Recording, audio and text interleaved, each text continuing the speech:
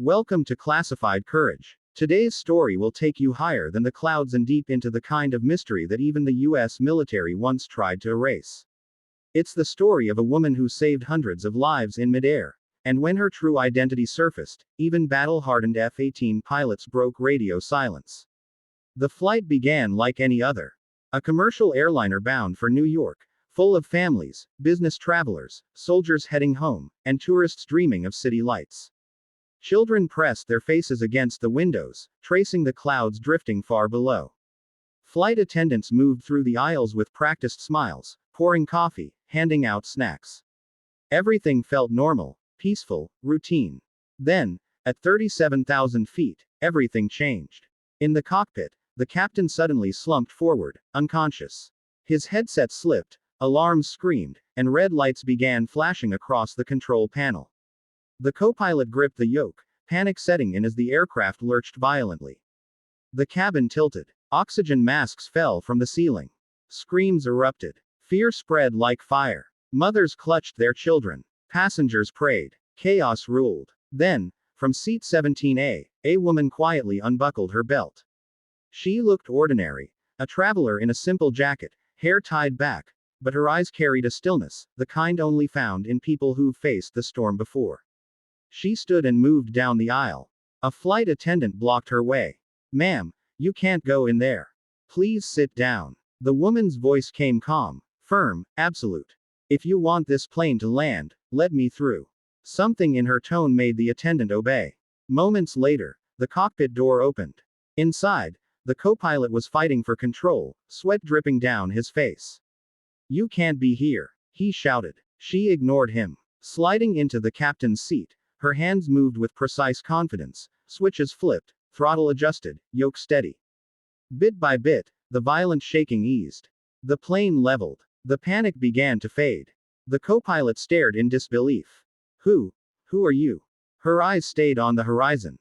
"Focus. Do as I say." Her voice carried authority. Sharp, disciplined, commanding. She grabbed the headset. "This is Flight 482. Captain down. Aircraft stabilized. Requesting immediate assistance." At that moment, thousands of miles away, inside a U.S. Air Force Command Center, everything stopped. The voice on the radio wasn't random. It was professional, trained, and familiar. "Run the transmission again," an officer ordered. The tape played back. Silence filled the room. That voice belonged to someone buried deep inside classified files, someone the world believed was gone. Within minutes, 2 F-18 Hornets launched from a nearby base, streaking through the sky toward Flight 482. Inside the airliner, fear began to soften into fragile hope. Passengers whispered prayers of thanks. Children stopped crying. And in the cockpit, the mystery woman flew with the calm of a warrior. Then the radio crackled again. "Flight 482, identify yourself." The co-pilot looked at her, terrified. Her hands tightened on the controls. A pause. Then she pressed the button. "This is Valkyrie." The word hit the air like a thunderclap. In the F-18 cockpits, both pilots froze. Radio silence was sacred. But this name, this call sign, was a ghost. "Say again," one pilot whispered. "This is Valkyrie," she repeated firmly. 212 souls on board. Stay with me." The fighter pilots exchanged stunned looks.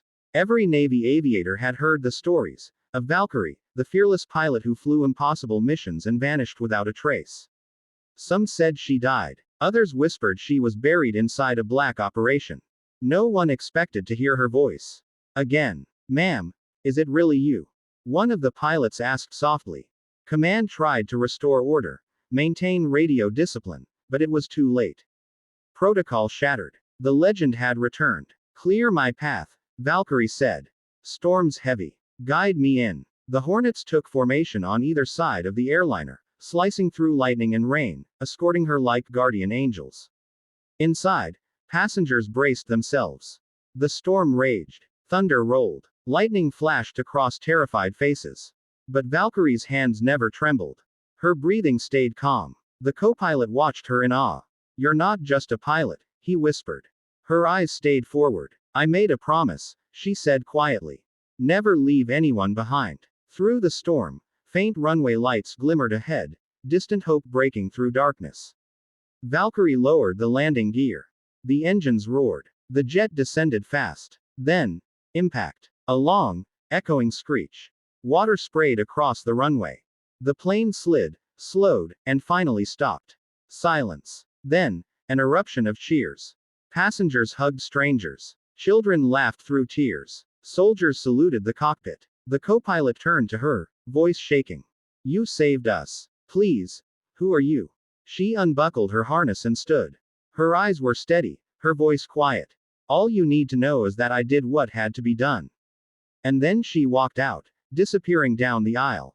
By the time emergency crews boarded, she was gone. A ghost among the living. Above the clouds, the F-18 pilots sat in silence. They had broken the one rule drilled into them from the start: never break radio silence. But when Valkyrie spoke, no rule could hold. Because legends don't follow rules. They create them. That night, Valkyrie didn't return for medals or fame. She came back for the 212 souls who would never even know her name. If this story moved you, if it reminded you what courage truly looks like, don't forget to like, share, and subscribe to Classified Courage. Your support helps us uncover more hidden tales of bravery the world was never meant to see.